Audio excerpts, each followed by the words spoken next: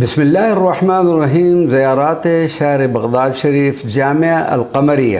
جامعہ قمریہ Baghdad کے تاریخی اور قدیم مساجد میں سے ایک ہے جو عباسی دور کے فن تعمیر اور اسلامی ورثے کی عکاسی کرتی ہے۔ اس کا نام قمریہ خاتون کے نام پر رکھا گیا تھا۔ یہ مسجد دریائے دجلہ کے کنارے واقع ہے۔ مملوکی دور میں اس کی تعمیر نو کی گئی، لیکن پرانی طرز کے کچھ آثار اب بھی موجود ہیں۔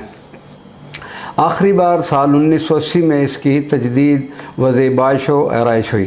القمریہ کا نام ایک خاتون کے نام سے منسوب ہے جو الناصر لدین اللہ کے خاندان سے تعلق رکھتی تھی، اور بعد دوسری روایات کے مطابق یہ اس زمین کا نام بھی ہے جس کی وہ مالکن تھی اور جس پر یہ عمارت تعمیر کی گئی۔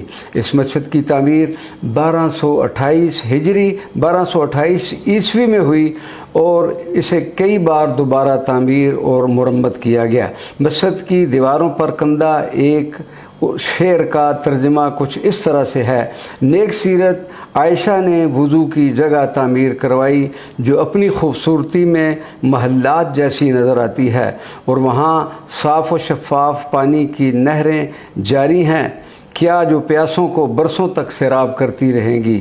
ایمان والوں نے اس کی تعمیر کی تاریخ درج کی اور ان کے اب رب نے پاکیزہ مشروب پلایا۔